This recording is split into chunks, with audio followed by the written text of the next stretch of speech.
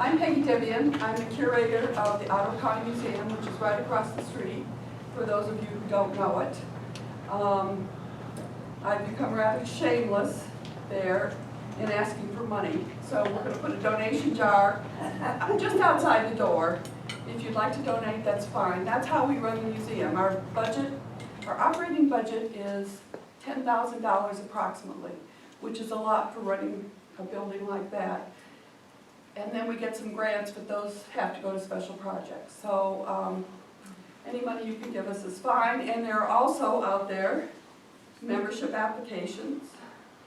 There are brochures, and there's our latest newsletter. And I should tell you, we're in the summertime now, so we're open 3 days a week, Tuesday, Wednesday, and Thursday, from noon to 3. Or if you call me, and my card's out there with my home phone number on, I'll come in and meet you there at a time we can work out. So if you have company out of town, or you work during the week, or you just can't make it, let me know. Because that's one of the deals. I don't sit in there all weekend waiting for you to come in. But when you call, I go. So don't be afraid to call. And the other thing I should tell you is it's 68 degrees in there. Well, it's going to be, what, 93 outside? So I like it in there. And it's 68 degrees all year round. So please do not hesitate to come. John did a lot of his research at the museum, which tells you that there are some very interesting things in there. We have files where we put newspaper articles. We have a volunteer who cuts them out, and we have a volunteer who files them. So we have lots of information, and when we get anything on a subject, if you bring something in, we put it in the subject file. We also have some archives, and we have a volunteer who manages those. So there are real interesting things, as you'll find by John's talk. Someone told me there was a question about when the Portage River talk will be again. Probably in the fall, because Chuck's already given it 3 times recently. So it is on YouTube.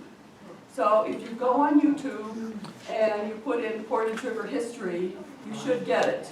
And Bill Gordon, who filmed it, put it on there, and somebody told me recently that it's very easy to understand, and the filming's very good. Thank you, Bill. You're welcome. He's filming today, and Tef Dunham's also filming. And we appreciate that, getting these things down while we're still around. We have to capture what we have for information. Okay, that's all that I think I have. Oops.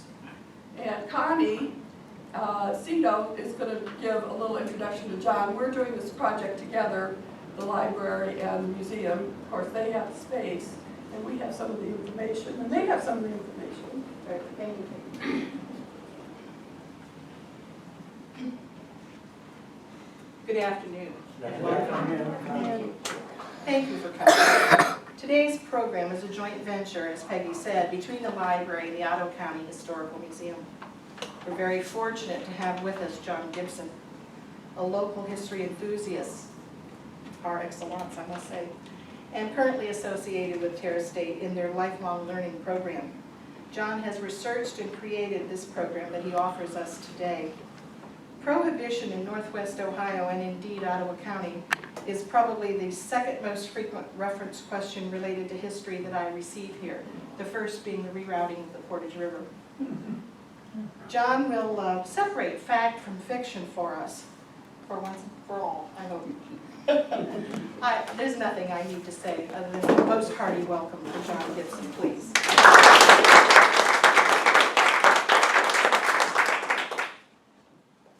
Thank you, Connie and Peggy. It's a pleasure to be here today. In prefacing my remarks, I want to say that I'm going to be reading a lot of material today that I have researched and acquired, and I figured that I cannot do better than the newspaper reporters that wrote some of these articles back in the 30s and 40s. Their humor, their vernacular, their not being politically correct.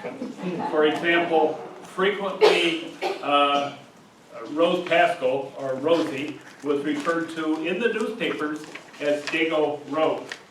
That would be totally politically incorrect nowadays. Also, I want to say that if there are any surviving family members of any of the people whose names I'm going to talk about today, I know there's a lot of Clemenses and Zetzers that are still living in Ottawa County. And if you have any family history that disagrees with what I say, we'll have some time at the end and we'll ask for any family stories that anybody might have, anything that refutes or disagrees with what I'm about to say. We'll be glad to put it on the record. And so, you know, we're basing this a lot on newspaper records and research, along with a detailed interview that John Zetzer did with Kyle Johansson, who wrote a long piece about the Canadian connection, rum running on the Canadian border during the 1920s, and based a lot of this information on his interview with John Zetzer.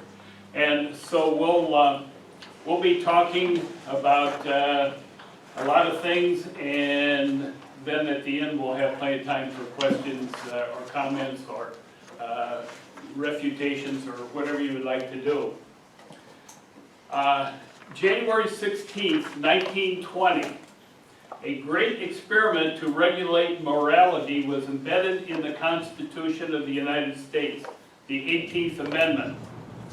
This was the date that the manufacture, sale, or transportation of intoxicating liquors within, the importation thereof into, or the exportation thereof from the United States and all territories subject to the jurisdiction thereof for beverage purposes is hereby prohibited. This was a culmination of decades of work by a number of dedicated persons.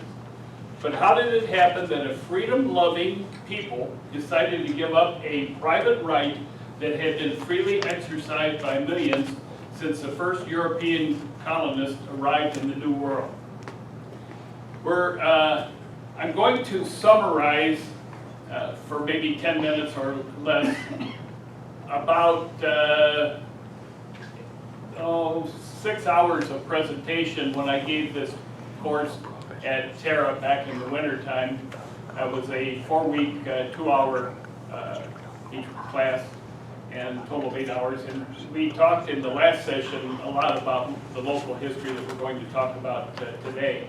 But the first 3 classes were mainly how we got there and how the Constitution got adopted, that 18th Amendment and so forth.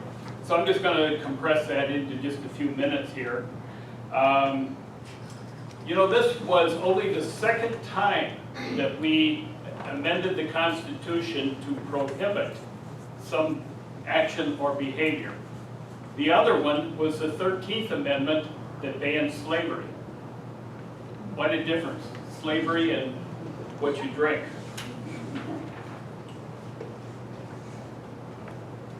We're going to look, when we talk about what went on in Ottawa County, at the ways people found to violate the law and continue to drink, and the effects all of this had and the ways it changed our country. The 18th Amendment led to the growth and power of organized crime, the loss of respect for laws and our justice system, the corruption of politicians, police, and courts, drastic changes in women's conduct and behavior, the first federalization of criminal law enforcement and prosecution that we still see today, the changes in drinking habits and behavior, and the creation of a template for political activism that is still being followed a century later.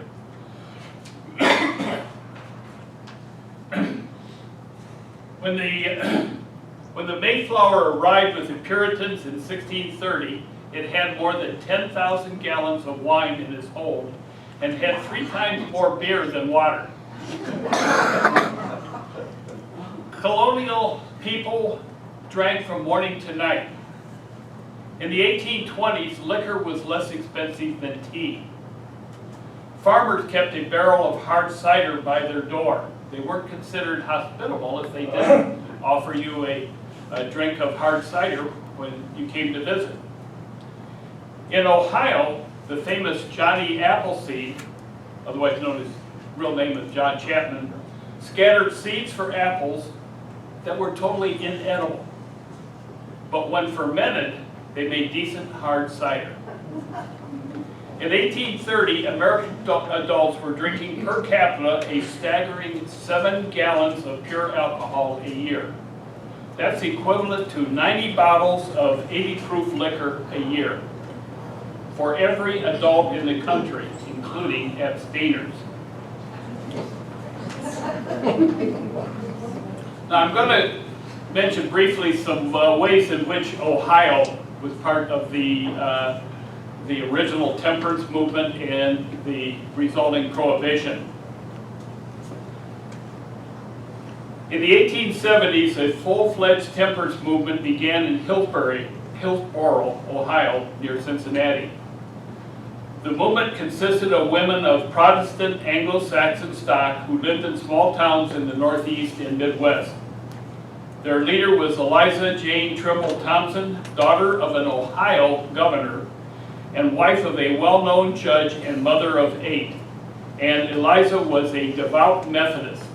The Methodist Church was probably the single organization other than maybe the Ku Klux Klan that pushed hard for prohibition. The Baptists were also part of this, but the Methodists were far more numerous than the Baptists back in those days. The Methodists were the largest church in the country.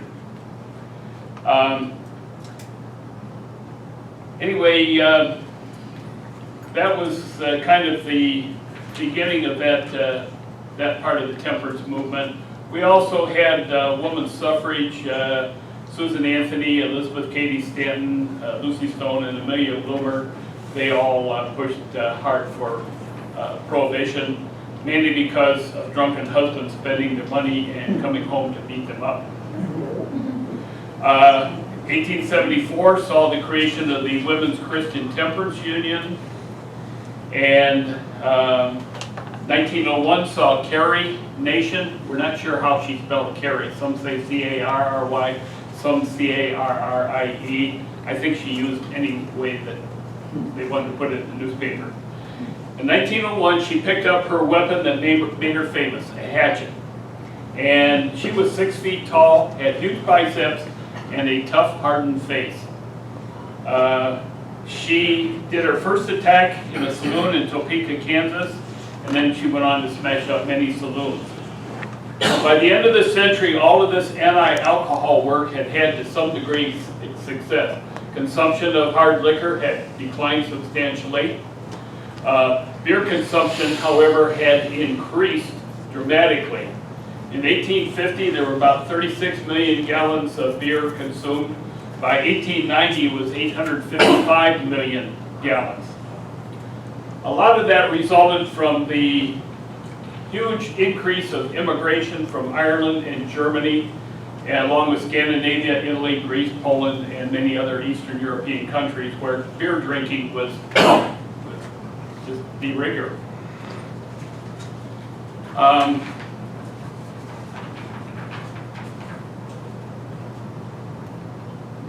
In 1893, the most powerful and successful single-issue political action group ever to exist in the United States was formed, the Anti-Saloon League. It was founded by a Reverend Howard Hyde Russell, who was an Iowa lawyer, but a man who had become converted to the faith and had moved to Oberlin, Ohio, and he became ordained as a minister, Methodist minister, at age 31. In June of 1893, he spoke at the Congregational Church in Oberlin, and that was the start of the Anti-Saloon League. Never in American history has there been a special interest group more powerful than the Anti-Saloon League. Another person who became the spokesman and face of the Anti-Saloon League was Wayne Wheeler. Have any of you ever heard of Wayne Wheeler? At one time, he was known by almost everybody in the United States, loved or hated. He was an Oberlin College graduate, and he had endless energy. While clerking for a Cleveland lawyer and attending classes at Western Reserve Law School, Wheeler started working full-time for the Anti-Saloon League. He earned his law degree in 1898, took over the league's legal offices, and became the Ohio superintendent of the Anti-Saloon League in 1903. At that time, it had 31 full-time paid staff, coordinated a legion of zealous pastors, mainly Methodists, who would do its bidding and was getting substantial financial help from John D. Rockefeller. Another group that I briefly referred to was the Ku Klux Klan. They were powerful in the North as well as in the South. And the Klan were obviously extremely racist, but they were not only against blacks, but they were against immigrants and so forth. So they were opposed to the drinking culture that many of the immigrants had brought to the United States. And they also thought that liquor inspired black crime, some of which has been in the news recently, and I won't go into detail on. Another thing that caused the Ku Klux Klan to become large and influential was D.W. Griffin's movie, The Birth of a Nation, which made the Klan look like heroes. Okay, along with the church and with the Klan, progressives and populists who thought that the country would be better off without alcohol, they all worked together, and by 1914 they had gotten Congress to pass the Harrison Narcotics Act, which is still in force. And that conferred on the federal government conventional police powers regarding a matter of personal behavior, and that was a precedent for the alcohol enforcement. And then there was William Jennings Bryan, who had run for Congress several times, and he was involved in this progressive activities. And then in 1916, the election kind of scared the Anti-Saloon League because they were afraid that they were going to start, having more electoral votes and power going to the cities that were more wet. So they knew they had to get an amendment to the Constitution passed. World War I helped a lot because it allowed the people that were against alcohol to link beer consumption to the Germans. And as a result, in March 1917, the Shepherd Amendment was introduced in the House of Representatives, proposing an 18th Amendment to the Constitution enacting prohibition. One change was made by Warren Harding in the Senate. He was senator from Ohio, later president, and that was that the amendment would not take effect for 1 year from the date of ratification by the states.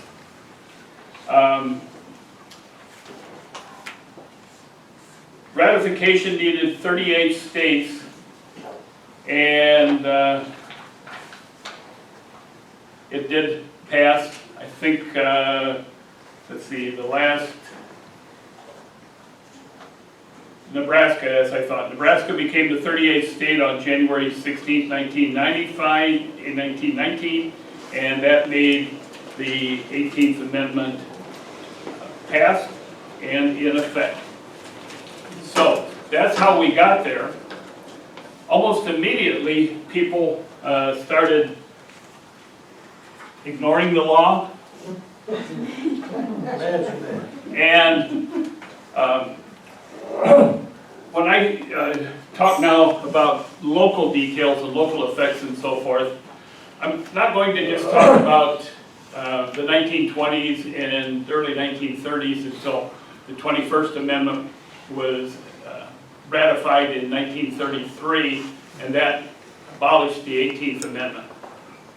The only time that a constitutional amendment has ever been abolished in our history too.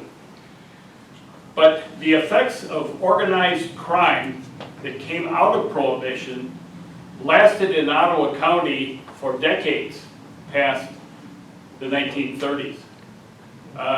So some of the things that I'm going to talk about today, are events that happened in the 30s, in the 40s, all the way up until the 1970s, when the Ottawa County Sheriff and former Sheriff were indicted by the federal government for their links with illegal activities in Ottawa County, and thus we started to see a turnaround in what was happening here.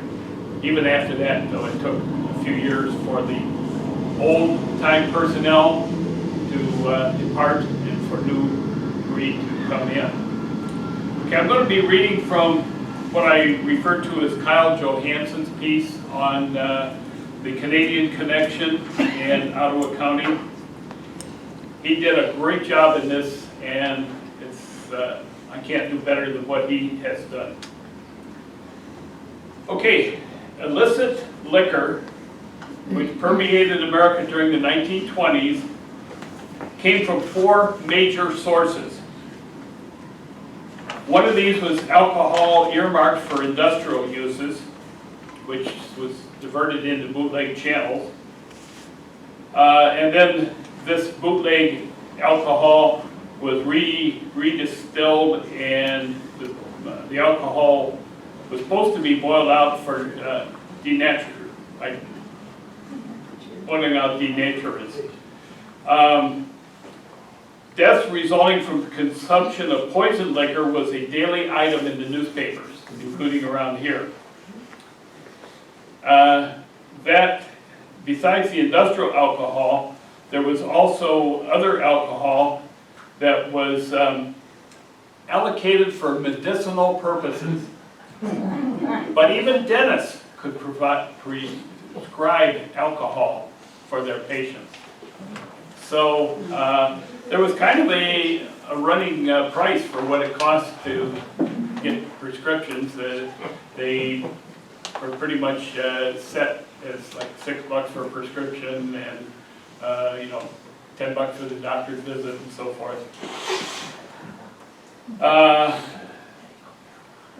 Another way that was moonshine liquor, sometimes called Kentucky corn squeezings, and the infamous bathtub gin. A side note here, my great uncle Hope Gibson was a moonshiner down in Kentucky, and he had it still going at his farmhouse, and the federal revenuers raided his still, and he vowed he was not going to be taken by those darn revenuers, and he engaged in a shootout with them, and he died 3 days later, what they called in the newspaper necrosis of the liver, which was lead poisoning. So we have some family history of involvement in this illegal activity too. It took a long time before my cousin, who's 10 years older than me, to even admit that this went on in our family. She swore up and down, no, that's not true, it never happened, but my grandmother confirmed it. Yes, it did. A final source, second only to industrial alcohol in importance, was liquor smuggled in across our borders. The heaviest trafficking of this occurred along the Atlantic coast. There was actually rum runners rows set up along there where ships would anchor outside the 3-mile limit, and then they would receive other shipments of liquor from the Bahamas and other places in the Caribbean or overseas, and then small speedboats would make runs from these rum-running ships into shore and so forth. There also was a French island off the Canadian coast that was notorious for lots of rum-running activities. They were making millions there in this little island that before had just been a a small sailor and fishing port. But the British government did aid in our efforts to stop this, and by the late 1920s, the Atlantic coast was superseded by Canada as a source of supply. Boats were the favorite transportation mechanism of this alcohol from Canada, and most of the Canadian provinces, with the exception of Quebec, had also adopted some prohibition laws, but their laws did not prohibit manufacture for export of alcohol. So they could continue to ship it across into the United States, and they were just supposed to, report to customs that they had this exporting going on and so forth. Airplanes were sometimes used for alcohol transportation, especially when the lake was frozen over. But even then, they would sometimes just use horse and wagons across the ice. One time back in the 70s, I heard a call on my scanner about a horse being out off of Mouse Island on the lake. So I had to run down there and see what was going on, and I talked to the guy when he got up to shore, and he had taken leather and put it around the horse's hoofs and had actually ridden the horse all the way from Leamington across Lake Erie on the ice because of the real cold winter.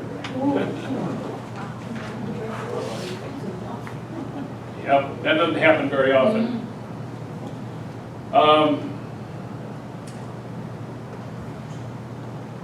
Also, one other method was discovered. It was in Detroit, and it came from the report of a discovery of a system which rivaled in its ingenuity the famous mythical liquor pipeline connecting Windsor and Detroit.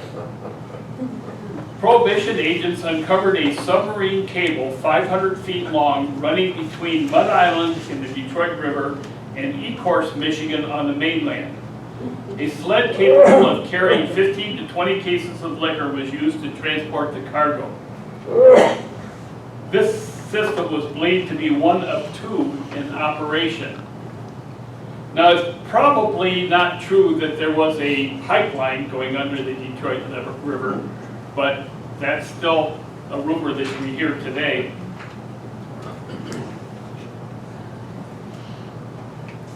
The amount of illicit liquor the border forces seized was only a drop in the bucket compared to what went through. Because as I mentioned, the Canadian kept export figures on the amount of alcohol that was exported. And according to these figures, 3,388,016 gallons of liquor worth over $20 million in 1920s money was exported to the United States in the year ended March 31st, 1928. In the last half of the year covered, only 148,211 gallons were seized. When the value of this liquor is added to the cost of the boats and motor vehicles confiscated, a total of $888,586 is reached. So compared to $20 million, $800,000, this was a very profitable business. About 4.5% of the value of the liquor shipped was, confiscated in boats and the liquor itself. One of the effects of prohibition was corruption within the ranks of the prohibition forces. Both the state and local officials were corrupted, and the federal prohibition agents were corrupted. For the most part, the federal prohibition agents were mostly political appointees. You had to have your congressional recommendation to get the job. You didn't have to have any law enforcement background or even necessarily a high school degree.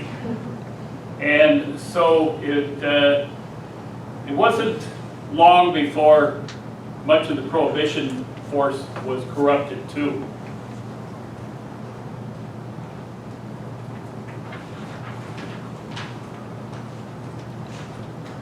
Now the liquor that was distilled in Canada, like that brought in from Europe and overseas, was of high quality and enjoyed a fine reputation. Unfortunately, many of the gangsters would water down that high quality liquor so that it wasn't the quality that you would expect by looking at the bottle. And Canada quickly decided that prohibition wasn't such a good idea, because by 1928 they had begun, most of the provinces had gone west, and thirsty American tourists flocked across the border.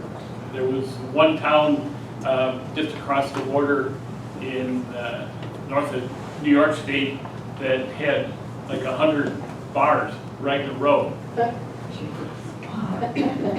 Sort of like putting Bay today.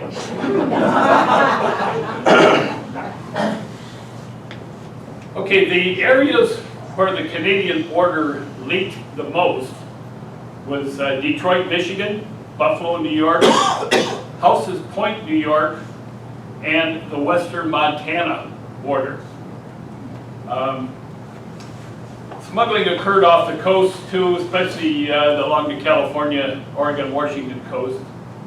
But Detroit probably became the most famous of the cities. With just immense amounts of alcohol went across the Detroit River. The area around Detroit was without a doubt rum running country, and that suburb of Detroit located on the banks of the Detroit River known as Ecorse was the capital city. The main reason for Detroit's prominence as a rum running community was her river. For its 100-mile length, the Detroit River was a true rum runner's paradise, fashioned by nature against law and order, with an abundance of rocks, shoals, marshes, and islands. To quote Roy Haynes, the National Prohibition Director, he was in charge of the Prohibition Enforcement Unit of the Treasury Department, the Lord probably could have built a river better suited for rum smuggling, but the Lord probably never did. The aspect of the river that most enthralled the rum runner was that it was only a mile wide. Rum running was an important industry in Detroit. It was estimated to be a $215 million business, ranking second only to the automotive industry in the Detroit area. In the early years of Prohibition, boats crossed the river at will. But as the enforcement of the Prohibition laws became more rigid, the nature of the game changed. The new situation demanded preparation and safeguards. The rum runners accordingly adapted their practices and developed a communication and warning system that was second to none. The numerous islands in the Detroit River were a great boon to the liquor smugglers. The island of Grosse Ile was a particular haven for rum runners. And even in the winter, when exclusive summer colonies were deserted, the cellars of the luxurious residences became rum warehouses, the island serving as a relay station between the two shores. After sunset, the Detroit River became a no man's land. The big lake freighters moved slowly up and down the river. Lights moved mysteriously here and there, and trying to read signals from among the maze of lights became a hazardous and complicated task. With tighter enforcement, shooting became more widespread, and this added to the general state of confusion. To make matters worse, smugglers and government forces alike played games which made it even more difficult to tell who was who. Prohibition boats would masquerade as rum runners for a night and then return to their rightful duties the following night to nab unwary smugglers. Similarly, rum runners would pretend to be prohibition agents for an evening, only to engage in their normal occupation the next night. If ever there was an entire city devoted to a single industry, that city was Ecorse, and that industry was rum smuggling. Rum being a generic term for alcohol of any brand or type. Now, getting closer to home, I've kind of set the picture of what was like in the 1920s, the corruption that was becoming endemic, and the enforcement efforts that were futile. A minor hot spot, somewhat related to the one at Detroit, existed in the western end of Lake Erie. During the government's periodic attempts to close down the Detroit smuggling operation, the activity in this area, as well as the activity on Lake St. Clair and the St. Clair River, would increase. The beer and whiskey traffic on Lake Erie was carried on primarily with large power boats. Pelee Island, in the Canadian half of the lake, served as a base for many of these boats, which serviced such communities as Toledo, Sandusky, Lorain, and Cleveland. The smuggling activities in this region were neither well organized nor regular operation. Business was conducted on a special order of 50 to 100 cases at a time. Just such an operation was run out of Port Clinton, Ohio by John Zetzer, a one-time national champion motorcycle rider. John Zetzer came to the south shore of Lake Erie in 1925 from Youngstown, Ohio. From the latter part of that year until the repeal of the 18th Amendment, his organization was engaged in the illicit importation of liquor. 5 or 6 men worked with him, and they had 4 boats and an airplane at their disposal. 2 of Mr. Zetzer's boats were luggers, which were operated only at night due to their lack of speed. Luggers because they were boats that could carry more liquor, but they couldn't travel 60 miles an hour. One of these was a 38-foot Matthews, built here in Port Clinton. And it was cut down to allow more room for storage. The 2 big boats could each hold between 200 and 300 cases.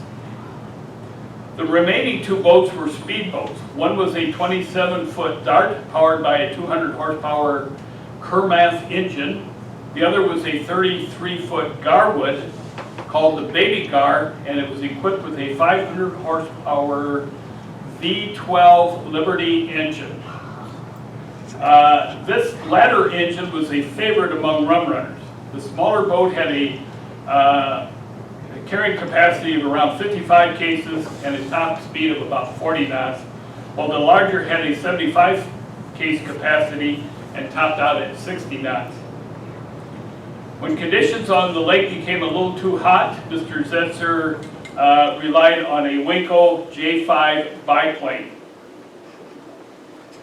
I remember back in the old days when I was real active with the U.S. Coast Guard Auxiliary. I was over at the Coast Guard houseboat they used to have at Put-in Bay, and the Border Patrol came in out of the Detroit office, and they had one of these confiscated gar boats with the V12 engine on it. I had never seen a V12 engine in a boat before, and it was amazing. A wooden boat that they were using still in the late 1960s for patrolling, and it's one that had been confiscated during probably the late 20s or early 30s and used for rum running.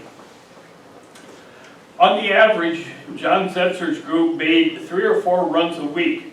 They picked up their freight at either Amherstburg or Kingsville, Ontario, and would discharge their cargo along certain creeks on the southern shore, such as Crane Creek, Turtle Creek, or the Toussaint River. On occasion, they would also anchor just east of the Toledo Harbor to be unloaded by rowboat.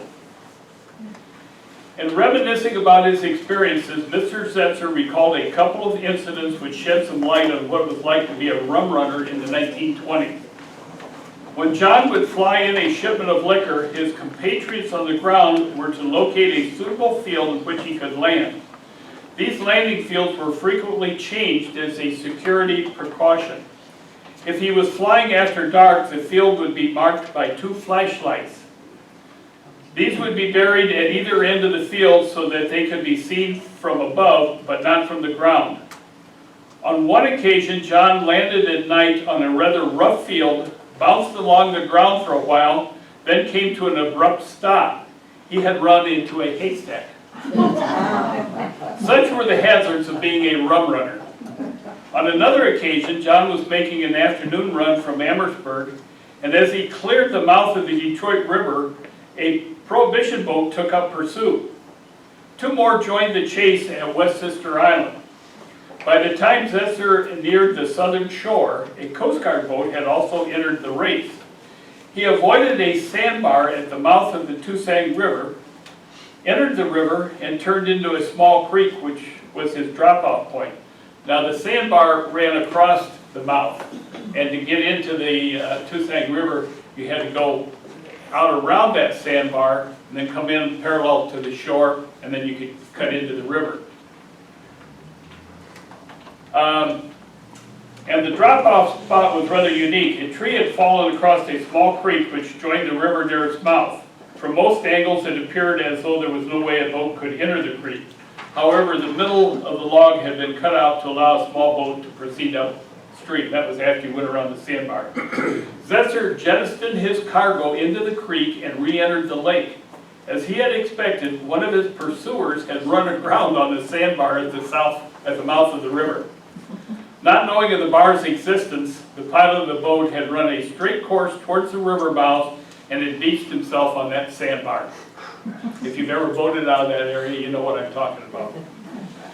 Zetzer was stopped by the remaining boats, but since he no longer possessed his cargo, there was little they could do. At this point, it was decided to test the speed of Mr. Zetzer's baby Gar. Mr. Zetzer opened up his speedboat as one of the government men clocked his progress against landmarks on shore. It was determined that the baby Gar attained a top speed of 62 miles per hour. Clearly impressed by this display of celebrity, the Coast Guardsman assured John that he need not worry about them ever catching him. Now, in his interview, John Zetzer claimed he was never caught. Now, we're going to see in some of the newspaper articles that I read later that this claim was not correct. He was prosecuted for some criminal activity, some of which was quite interesting. The rum runners of the Roaring '20s were for the most part young adventurers. There seemed to be two classes of rum runners during Prohibition. The first of these was made up of quick and daring adventurers described above. The second class of rum runner was interested solely in profit. The game meant nothing to him. In this class, one would find mob influence in a true criminal element. These were the men who dealt in narcotics smuggling as a sideline and who brought about the violent shootings and murder, which has sustained the memory of rum running and the reputations of the rum runners themselves. If rum running was a game, it was a business game, and if half the pleasure of being a rum runner was the matching of wits, the other half was the nice living that could be made from this line of work. According to Canadian government statistics, $8,714,709 worth of liquor was exported to the United States in 1924. Over $8 million worth. The total climbed to $31,571 in 1928, and that included over $7 million in re-exports of such items as French wines and Scotch whiskey. In winter, a case of whiskey cost $30. After landing in Detroit, it was $40. Upon delivery, it was $45 to $50, and when sold by bottle by bottle, the proceeds range from $90 to $100 a case. You can see where the profit was. Would you like to have a business where you had a 200% profit margin?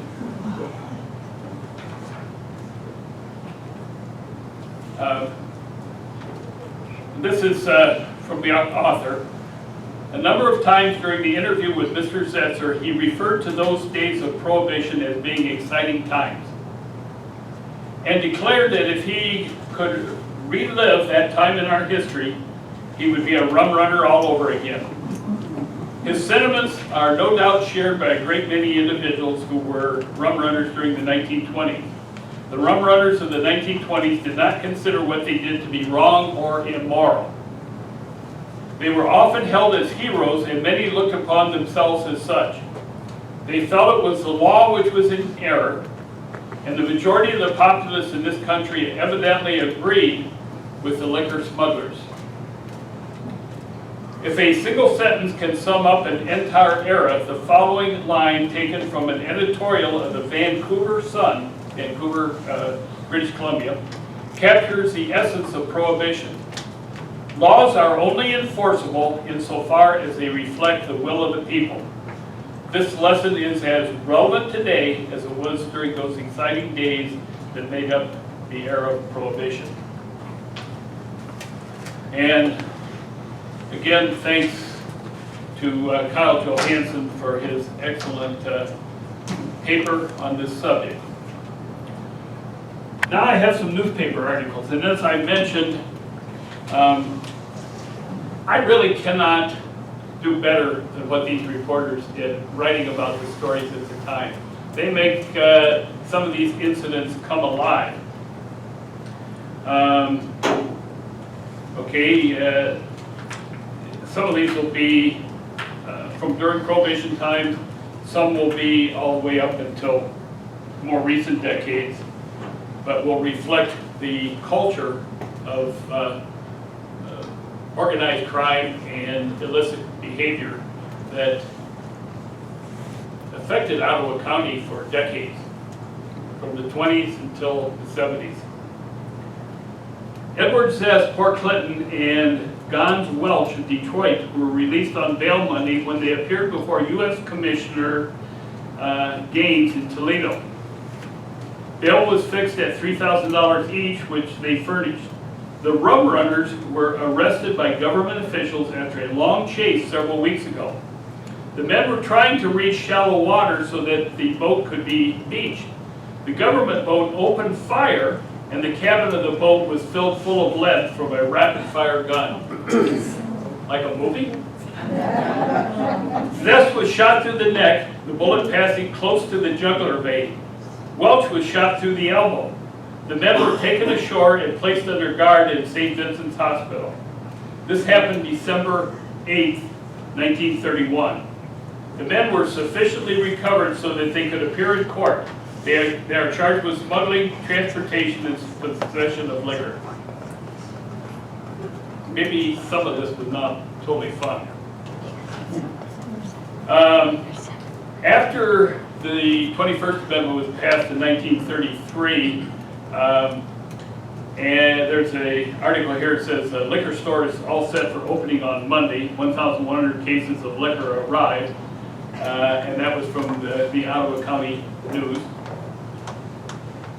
And here's another comment, though, that showed that some enforcement was still going on. Joseph Zetzer, Port Clinton, who was arrested by federal officers and charged with violation of revenue laws, pled not guilty when arraigned before Judge George Haig in the U.S. District Court in Toledo. He is accused of being the owner of a 200-gallon still that was captured by the officers. He said he does not know who owns and operated the still.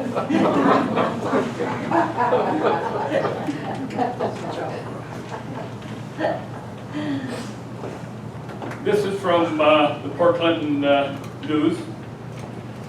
It says an airplane reputedly owned by John Zetzer, Port Clinton, and operated by him, by Skeets Barker, also Port Clinton, was seized by federal authorities at Toledo Thursday at the Transcontinental Tower, and a suit for forfeiture was filed against it by the Assistant U.S. Attorney. According to the charge in the Toledo, Barker landed the airplane in violation of the air laws, and he landed without permission, without notice, or without reporting his landing or arrival. And apparently he, along with Zetzer and 4 others, were involved in running illegal liquor via the airplane.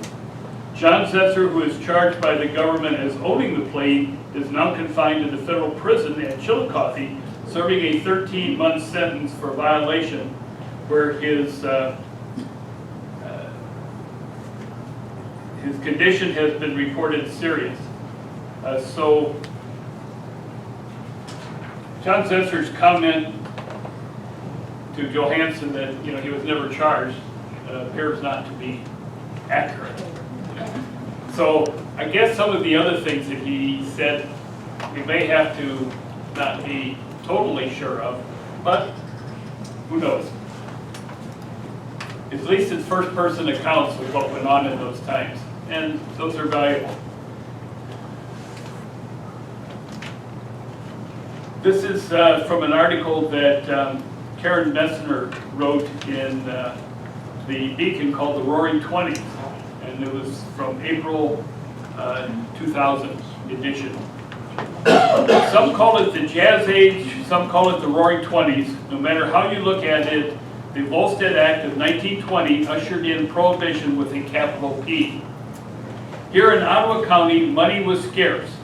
Despite rich farm fields, orchards, and the bounty of Lake Erie, folks were looking for a way to provide for their families. In the sleepy little fishing village of Port Clinton, that way suddenly became obvious. With a fast boat and a little help from a few friends, there was money to be made. Big money. Federal agents and Coast Guard cutters prowled the waters of Lake Erie looking for those elusive rum runners returning from Canada by the dark of the moon.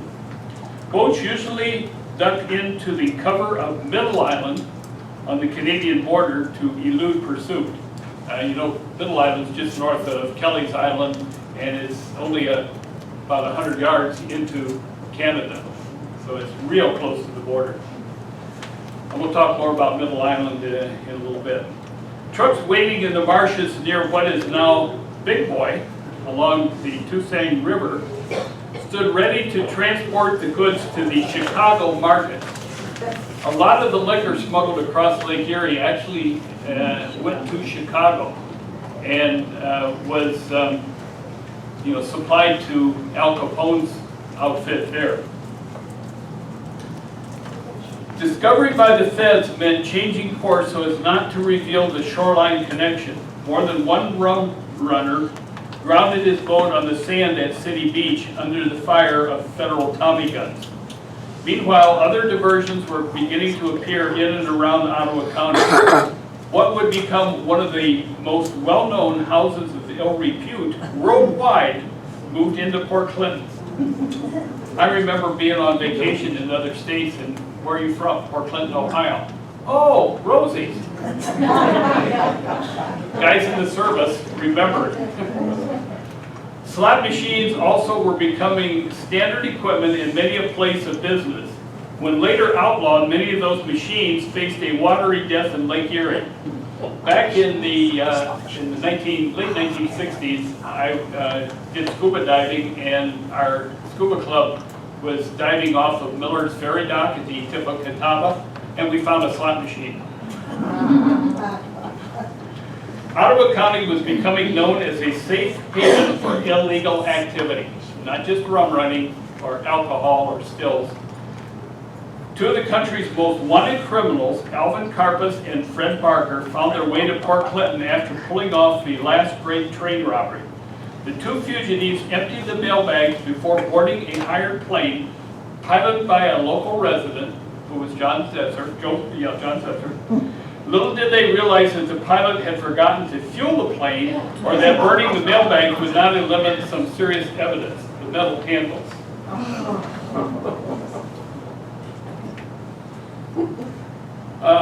This is from the January 30th, 1930 newspaper. Harley Bass and Ollie Zess, who are held in Toledo on charges of conspiracy, testified for the government at the Court of United States at Cleveland on Monday. Bass on the witness stand told of his employment by Coughlin and Courtney as rum runners. He stated his wages were $75 a trip in a lugger, and $35 in a speedboat, and that he landed his cargoes at different places. Sometimes it's at Toledo Yacht Club, sometimes at Cedar Point, that's the Lucas County Cedar Point, not our Cedar Point amusement park, and often at just beaches anywhere.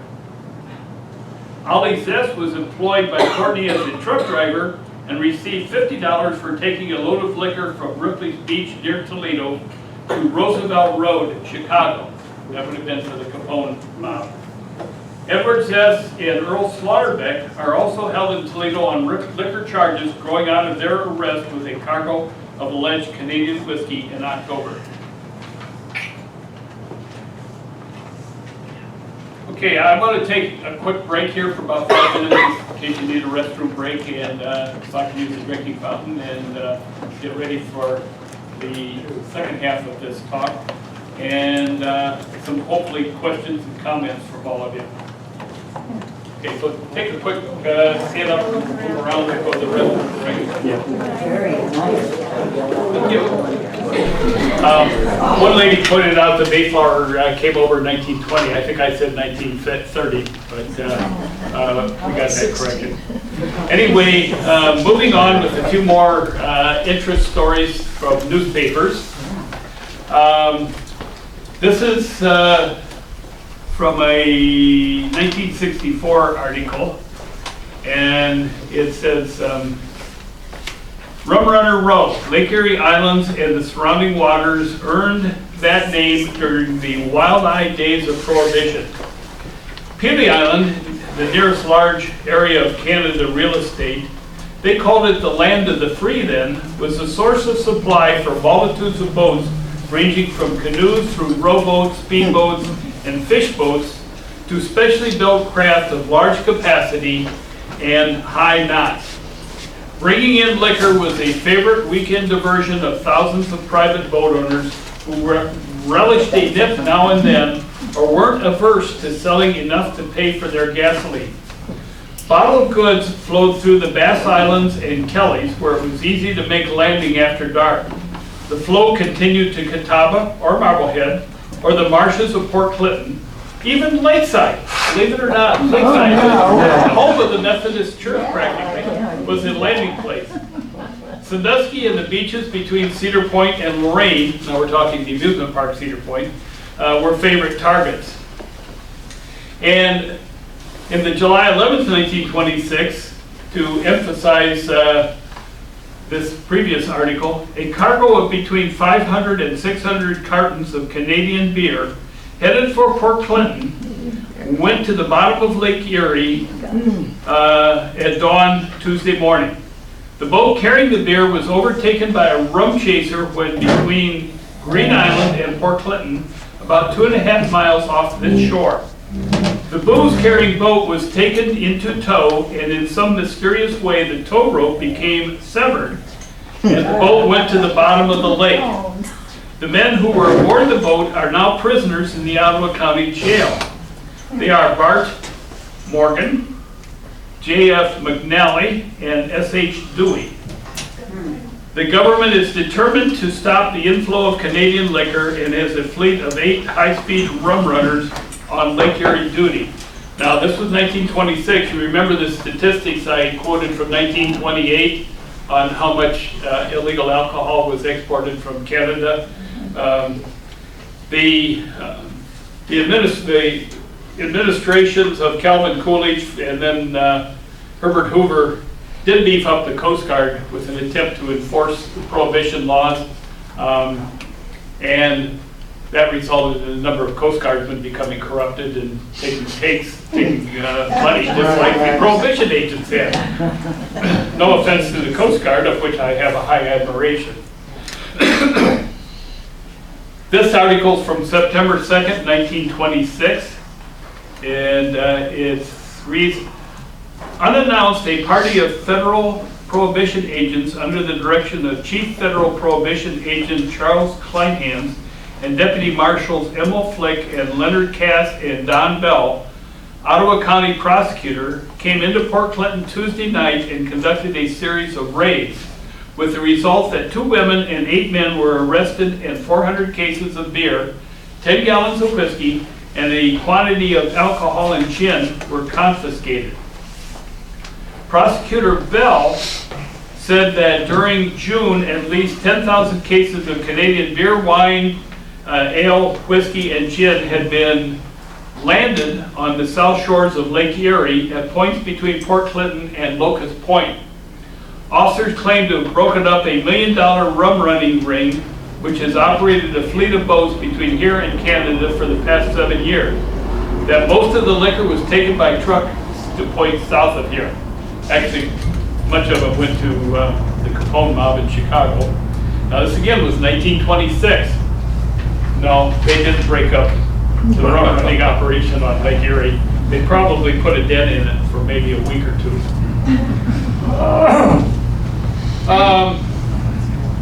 This is quite an interesting story. It's from the Trader Gazette, August of 2008, article by Lauren Swinehart, and it's reporting stories from the 1920s. On July 23, 1928, the Coast Guard cutter C-209, while cruising the waters of Lake Erie, opened fire with a 1-pounder cannon, firing 5 rounds in the direction of a suspicious vessel. It was carrying the ladies of the Buffalo Yacht Club.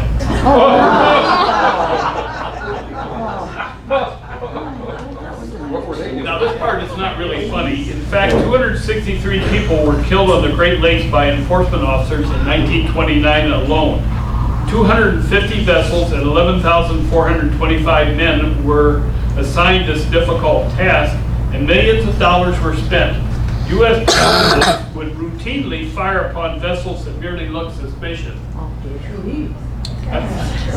That's a lot worse than the Border Patrol going out there and stopping people, for nothing, for no reason, that have been reported in more recent years. Scarface Al Capone, Scarface's nickname because he had a scar down his cheek, the most notorious gangster of the era, is estimated to have earned $100 million annually from beer sales alone. Later, Capone was convicted only of income tax evasion. Capone was unwilling to take on Detroit's notorious Purple Gang, which controlled the illegal trade on the Detroit River and western Lake Erie. The Purples were led by 4 brothers, Abe, Joe, Raymond, and Izzy Bernstein. So the Purple Gang was a Jewish gang, Capone being Italian. But the Purple Gang was so nasty and so quick to kill anybody that got in their way that even Capone didn't want to battle the Detroit Purple Gang. And I'll mention this again later, but the Purple Gang did basically own and control Middle Island. The Purples, rumor has it that Joe Roscoe, a gangster who owned and operated a 7-room hotel with a speakeasy and casino in the basement on Middle Island, a mere 6 miles from Put-in Bay and barely across the line in Canada, was in league with the Purples. Oh yes, he was. Capone decided to use the Purples, who murdered fellow rum runners and then sold the loot themselves, as suppliers for his own business. It is estimated that $24 million worth of alcohol was smuggled into the U.S. in 1924. Rum running flourished around the islands and Great Lakes. Gun battles between rum runners and the Coast Guard were common. As the decade wore on, runners became ever more ingenious. The so-called submarine method involved towing a sunken houseboat loaded with whiskey across Lake Erie. One scow operator transported the same load of coal back and forth, now that was not underwater, between South Bass Island and Canada's Pelee Island until officials got wise to him. Beneath the layer of coal were cases of Canadian whiskey. One South Bass Island resident installed a system of flashers in his home to guide the rum runners to his front door. Lon's Winery survived a decade by selling 100,000 gallons of grape juice a year. Yes. And of course, the grape juice came with instructions not allow this to ferment because it could become alcohol infused. And you know, Lon's Winery survived until July 4th, 2000, when the balcony collapsed and it finally became no more.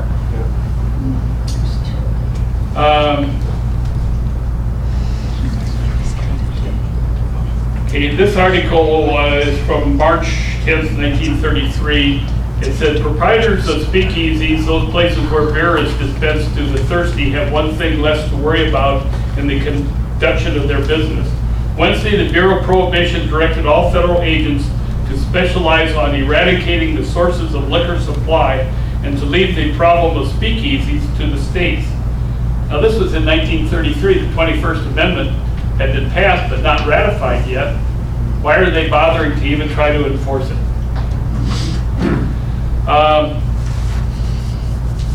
Peggy had mentioned that that the Island House was one of the first places to get alcohol after Prohibition was rescinded.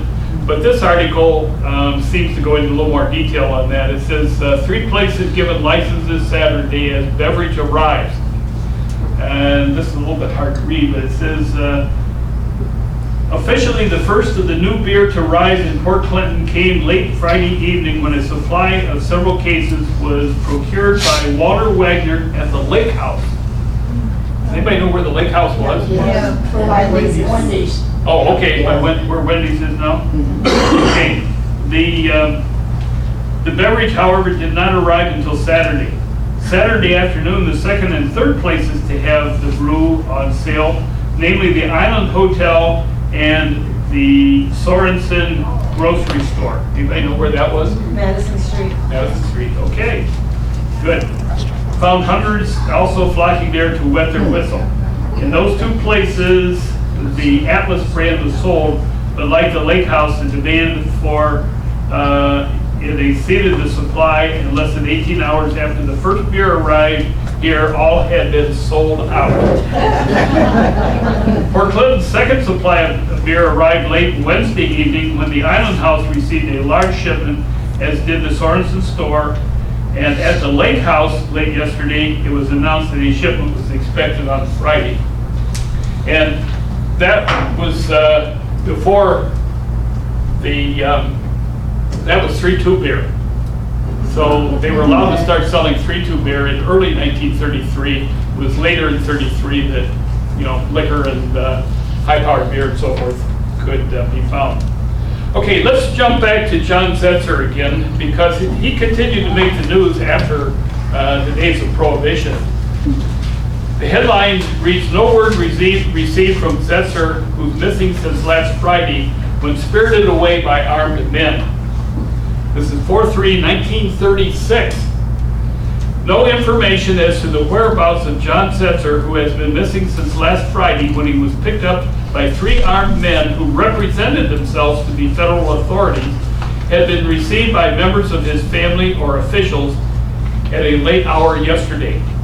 Although it is now generally believed that the missing man is in the hands of federal authorities rather than in the hands of gangsters, his immediate family is still in a quandary as to why they are not notified. Now, you know, we're talking about nowadays, you know, you get a phone call, you're allowed your phone call within like an hour or something like that. Here he's missing for several days, and the family doesn't hear from him, doesn't know why or anything. Although Toledo papers carried headlines telling of Zetzer's gold smuggling activities, he went to smuggling gold from Canada into the U.S. You remember after the stock market crash and when Roosevelt became president, private ownership of gold was banned, and so smuggling gold from Canada became lucrative because people wanted to own that instead of dollars or other things of value. Both Mrs. Zetzer and Joseph Zetzer denied these accusations about the gold smuggling and said they were absolutely false. Joseph said he and his brother had been partners during the liquor smuggling days, and that if his brother was wanted for gold smuggling activities now, they would also want him, Joseph. Daily newspaper reports disclosed that Zetzer was arrested with $500 worth of high-grade gold ore near Timmins, Ontario, October 1st, 1935. At a preliminary hearing October 9th in Cochin, Ontario, bail was set at $2,000 cash. Zetzer did not appear when the case was called 2 months later, and the bail was forfeited and a bench warrant was served for his arrest. When a lonely shack near Swan Creek, Fremont, burned to the ground Tuesday, Sheriff Tom Pask of Sandusky County and some Fremont men sifted the ashes of the shack for a sign of Zetzer. Fremont rumors that day told of the men having killed Zetzer and fled the building, burning his body in the shack. That was untrue. You know, John lived a long time after that. Later rumors told that Zetzer's body, riddled by bullets, had been found behind the Fremont sugar beet refinery, but all the rumors turned out to be false. Okay, besides gold smuggling, John did a little bit of people smuggling. This is from July 24th, 1936. Belief that Port Clinton and the surrounding section has been the port of entry for smuggling in aliens during the past several months was given added grounds Monday night when an all-night search was made for 2 men believed to have been smuggled into this country from Canada.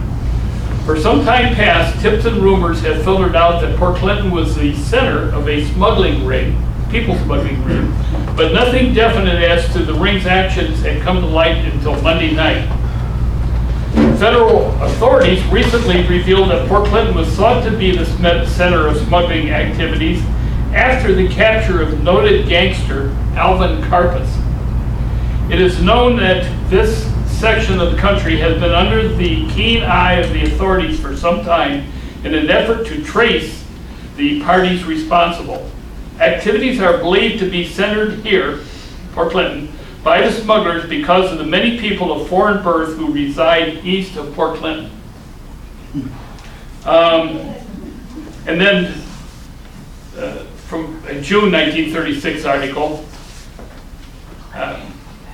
if Dr. John Moran, famed member of the Dillinger, Karpus, and other mobs, is buried on Middle Island, members of the gang are not as smart as they might be. That is the opinion of those who know the tiny island just inside the Canadian line in northeast of Port Clinton. Discounting the theory that Moran was killed and then taken to Middle Island to be buried, the News Herald was told Wednesday that only one spot on the island might be available for burial purposes. It is a small plot of land, but a digger can only go down about 4 feet before they strike rock. The remainder of the island is so hard that a pick can hardly make an impression.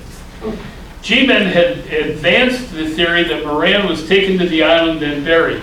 Those who know the island believe he was buried in the waters of Lake Erie.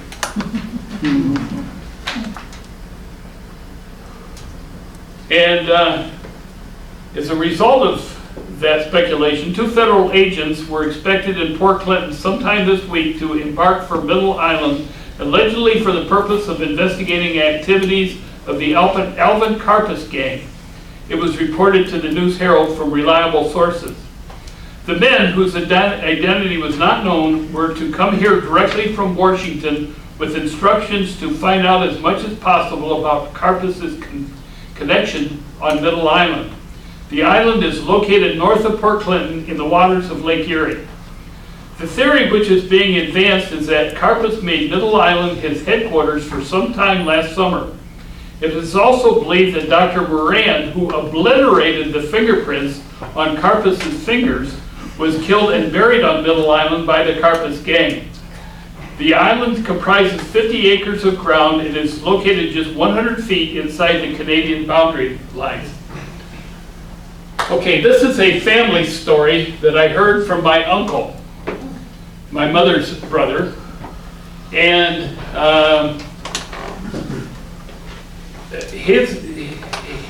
he was the sheriff of Williams County, Bryan, the county seat, and in the 1930s. I think he served 4 terms. They were 2-year terms at that time, about 8 years as sheriff. And he told me that one time the Northern Ohio Buckeye State Sheriff's Association had a meeting on Middle Island.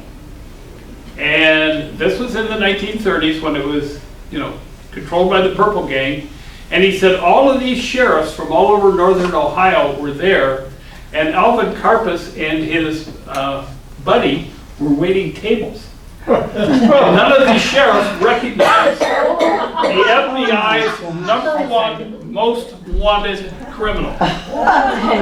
The only man that J. Edgar Hoover personally claims to have arrested in New Orleans. Actually, Hoover waited inside a building until his agents had Karpus under control and then came out and said, "You're under arrest." But that was his claim to fame. So right here in our backyard, this was going on.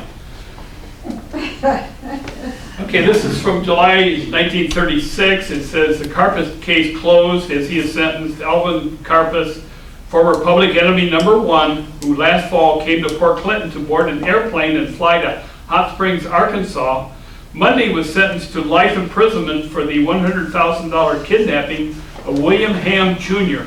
Karpus was brought to trial in St. Paul, Minnesota, where the kidnapping occurred. It was early last fall that Karpus, then considered as one of the more notorious gangsters, came to Port Clinton and under an alias approached John Zesser of this city relative to chartering an airplane. Zesser later said that he did not know the man was Karpus.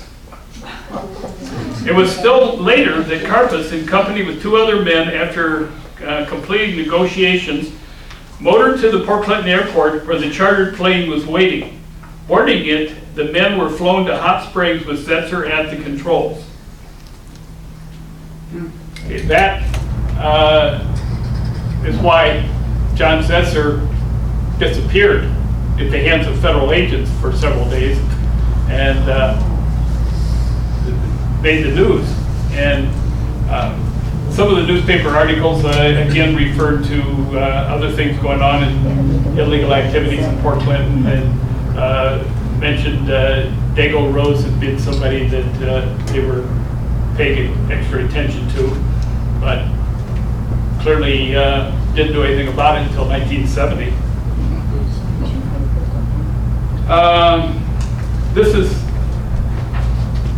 This is unrelated article, but it's really humorous. This jumps back to 1923.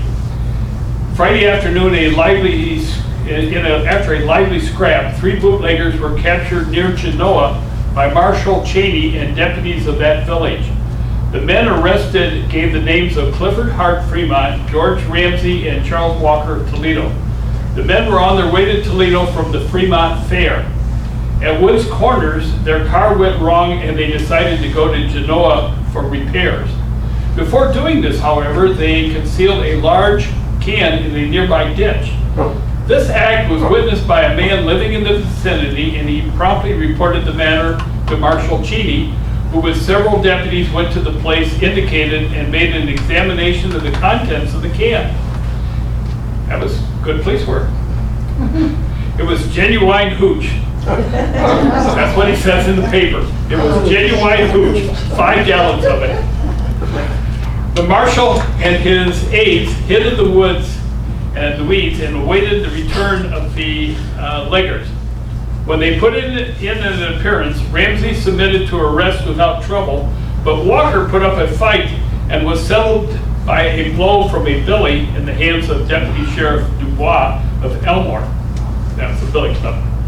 The third man started to run, and Cheney, who had Ramsey in charge, gave his gun to Jack Ellington, apparently a neighbor, and ordered him to get him. Elling took after the sprinter, who refused to stop, and Jack sent a bullet after him. I guess he was quickly deputized for this assignment. The bullet struck the cement roadway, deflected, and the guy stopped and gave up.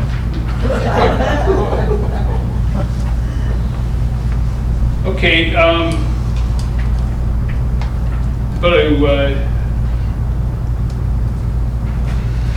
take one more article here about the Zetzer case, and then we'll talk about something more recently. This article was from the August 1979 Portland News Herald, and it refers to the death of Alvin Karpus, one-time public enemy #1, who made Port Clinton his hideaway in the fall of 1935. Tuesday was found dead in his apartment in, I can't pronounce it, city in Spain. He was 71. His bank and train robberies ended the day before he came to Port Clinton, when he and his gang stuck up a mail train in Garrettsville, Ohio. He always maintained that this was his last big deal. In 1936, Karpus was traced to New Orleans, where J. Edgar Hoover personally led agents in his capture. Well, he didn't actually lead them, he kind of came behind them, he was safe. He was sent to prison but was paroled in 1970 and deported to his native Canada. In more recent years, he resided in Spain. Authorities there said his body was found by a neighbor. A bottle of sleeping pills was nearby. At the climax of his gang robbery career throughout the Midwest, when the Garrettsville train was robbed, Karpus came to Port Clinton over what he said were back roads in a car he said was furnished by John Zetzer. Here, the loot of approximately $33,000 was taken from mail bags and the bags burned. He later related in a book he authored. Zetzer always maintained that Karpus was a liar and denied that the car had been purchased by him for purpose of the getaway in Port Clinton. Advised of Karpus's death, Zetzer said, "Well, what do you know? Guess that means he's finally quit telling lies about me." Karpus, back in the early 1930s, was co-leader of the notorious Ma Barker gang. He served 22 years in U.S. prisons for kidnappings and robberies, including the one at Garrettsville. He maintained that his escapades netted more than $1 million in 5 years of terrorizing the Midwest. Little of the loot was ever recovered. Karpus was a pal of gangsters Bonnie Parker and Clyde Barrow, who later were immortalized in a movie, Bonnie and Clyde. Both died in a shootout with Texas Rangers in the 1930s. The Parker gang was made up of Ma Barker, her 4 sons, her lover, Arthur Dunlop, and Alvin Karpus, all of whom were on the FBI's most wanted list. Karpus himself became public enemy #1 following the shooting deaths of Pretty Boy Floyd and John Dillinger.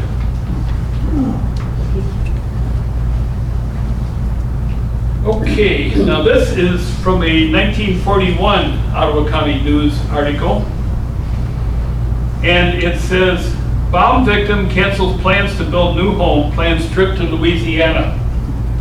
This is 1941. All slot machines in public places in Port Clinton were removed by Alan Clemens employees Tuesday as a quick aftermath of a Saturday night bombing of the Clemens home, with Clemens announcing that he was voluntarily withdrawing from the slot machine business here. Rumors have been rife all week as to Clemens' plans for the future. In a statement issued to the press yesterday, Mr. Clemens declared, "I have disposed of my interests in the Peninsular Candy Company, and this company's offices in the Masonic Building will be vacated on or before this coming Saturday. He will also dispose of his present home at 322 West 5th Street as soon as the bombing damage has been repaired."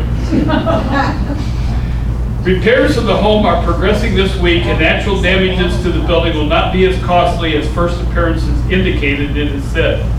Mr. and Mrs. Clemens are leaving early next week, probably a good idea, for an extended trip to Louisiana, where Mr. Clemens has oil well interests. Plans for residents upon their return to Port Clinton are still indefinite, he said yesterday, but it is probable that I will devote my time to the sale of lots at Gem Beach, where allotments will soon be open for the sale to the public. So the founder of Gem Beach as a resort community and a marina and boat sales and so forth, started by Mr. Clemens and continued in the hands of family members until it was sold in the 70s. Mayor Carl Keller, although he issued no official order or statement, appeared pleased Tuesday that the slot machines had been removed voluntarily by Mr. Clemens. He indicated that he was under pressure of public opinion since the bombing to order the machines out, had not Clemens taken that action voluntarily. In the meantime, the city's budget may be subject to slight revision as the city's coffers have been enriched by several $1,000s from fines assessed periodically against the operators of the slot machines. Okay, you can keep doing this, but you got to pay these fines periodically, so it's more like Tax. yeah, tax. All right, let's in our concluding talks here. Let's hit a little bit about how this criminal culture continued in Port Clinton all the way up until 1970, and some would say a lot longer after that. Port Clinton Mayor Lockwood Zeiss who's still around, still active, was recalled to Toledo today on the possibility he will be called to give testimony before the grand jury at U.S. District Court.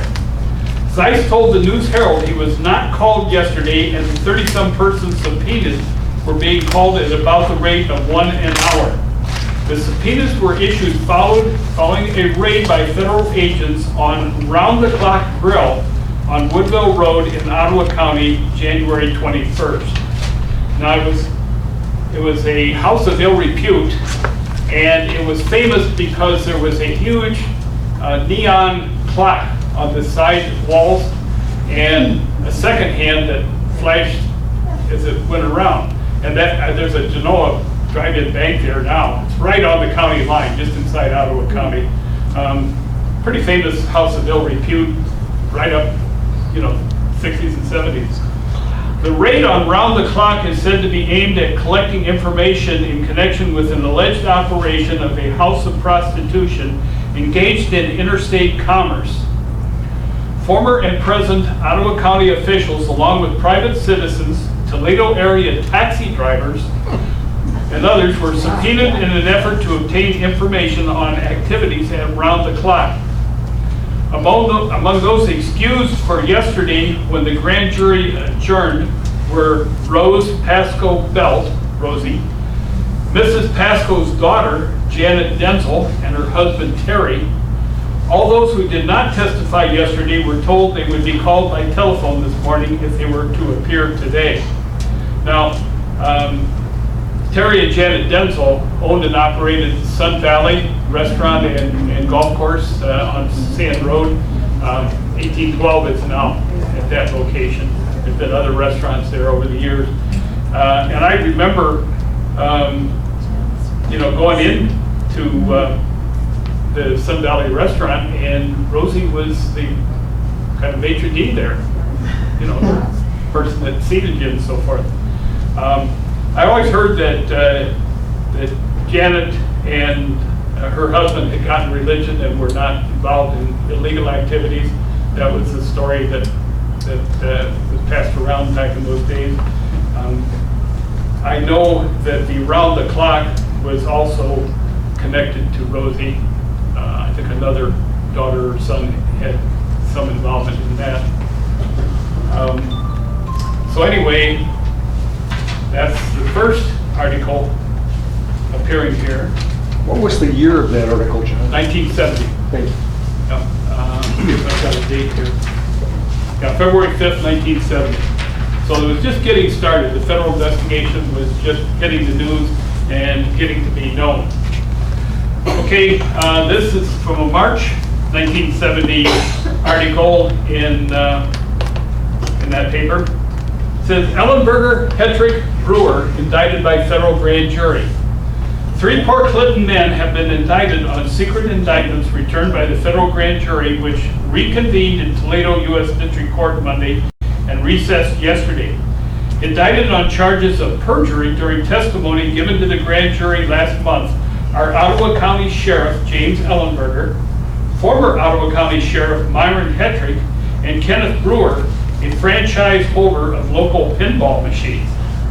The charges stem from testimony given by the three during the probe into prostitution and vice in Ottawa County, where indictments were brought last month against 6 persons following a federal raid at Round the Clock Restaurant on Woodville Road. Of the 7 indictments returned yesterday, which were public, a Sandusky man, Werner E. Tyree, is accused of falsifying his personal income tax returns and corporate returns of Cedar Point Incorporated, amusement park, in a 5-count indictment. During yesterday's session of the federal grand jury, Ottawa County Common Pleas Judge Tom D. Stahl was asked to reappear to give testimony, and Monday, Port Clinton Safety Service Director Clarence Muggy was recalled for the 2nd session of the grand jury, also to give testimony. And then this is another March 1970 article. Now this is fairly recent. This is not 1920s and 30s anymore. This is people that a lot of us knew.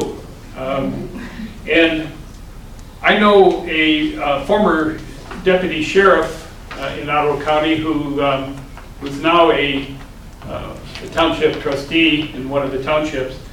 And he told me in the late 70s that most of the deputies that were still on the force, other than himself, had received the notorious Christmas envelopes full of cash. The 3 Port Clinton men indicted on charges of perjury this week by the federal grand jury at U.S. District Court in Toledo repeatedly denied certain knowledge concerning any exchange of money to public officials. The denials came in portions of their testimony during the federal investigation into activities at Round the Clock Grill. Indictment filed against James Ellenberger, a portion of his testimony under oath to the grand jury, went as follows. Question: all right, Sheriff, I want you to search back in your memory and think of your days there as a deputy sheriff under Sheriff Hetrick, and even your days as sheriff.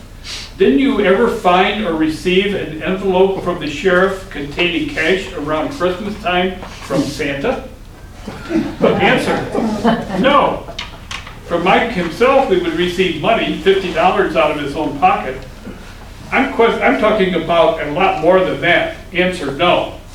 Did you at any time receive any gifts or compensation or gratuities of any sort whatsoever from sources known or unknown to you while you were a deputy sheriff or sheriff? Answer: no. At the end of the indictment against Ellenberger, it is charged that he received during the year 1969 in excess of $13,800, which came from a source known to him, and he also distributed during that year proceeds and funds to certain deputy sheriffs on his staff at that time. You know, $13,800 in 1969 is probably $60,000 or $70,000 now, maybe more. People say there's no Santa Claus.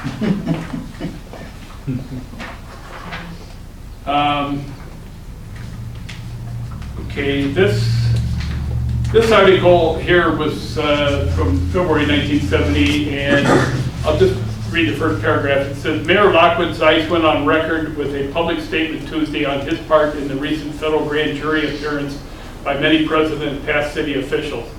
Zeiss explained within the limitations placed by the nature of grand jury testimony the attitude of the city administration on the investigation into organized crime in Ottawa County. And then he goes on to address to the city council to express his regret that the federal grand jury hearings have caused embarrassment to people in Ottawa County and distress because you have become the target of abusive comments and nearly slanderous innuendos. And then he said, because of the secrecy of grand jury hearings, that's about all I can say. And let's see,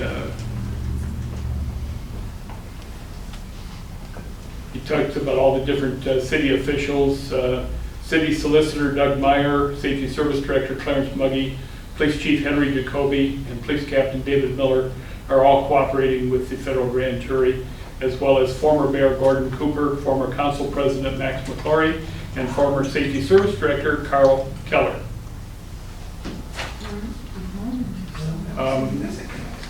Basically,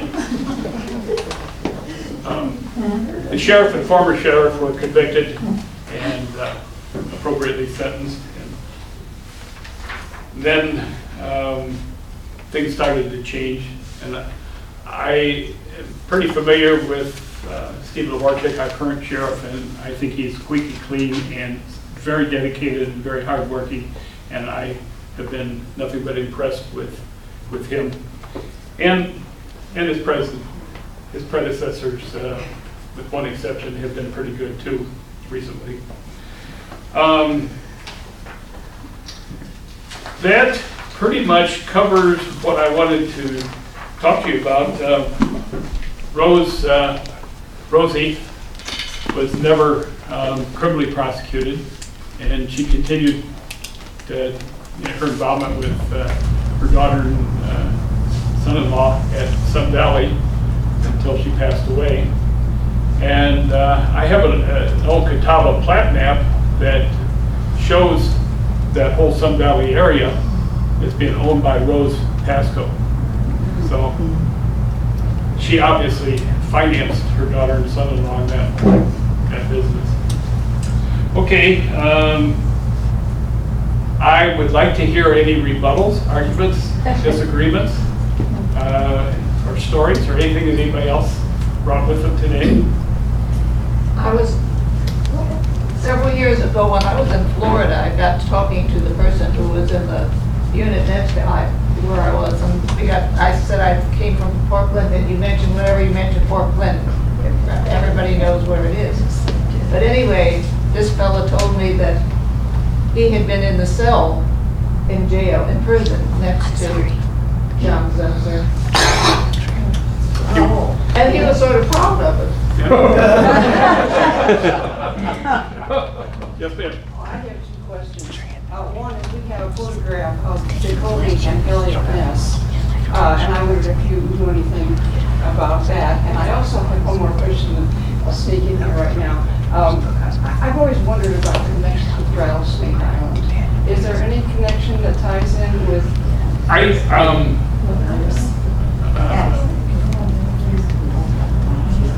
I know somebody that is pretty well known in Port Clinton that was the assistant manager at Rattlesnake Island back in the late 80s, and took us over there for dinner one evening and kind of a tour around.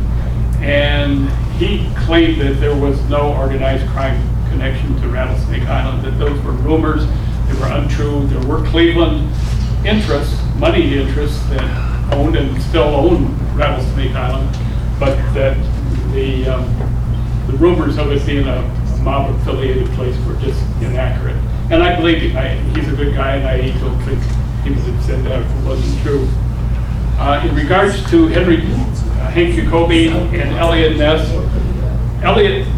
Jacoby was a detective with the Sandusky Police Department before he came to Port Clinton in about '66, and became chief in Port Clinton after he retired in Sandusky.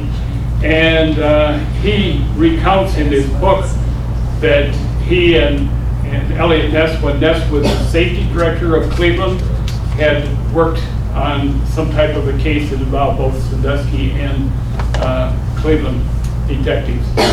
And that's probably the extent of what I know about the details of the case. But So he wasn't here doing work, Elliot Ness wasn't? No, I don't. No, this would have been before, long before he came to Port Clinton. It would have been in his Sandusky police days, probably, I'm guessing, in the late 40s.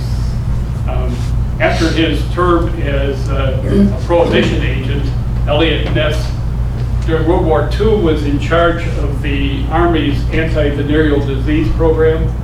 And then he went to Cleveland and became safety director of Cleveland, and is buried in Lakefront Cemetery in Cleveland.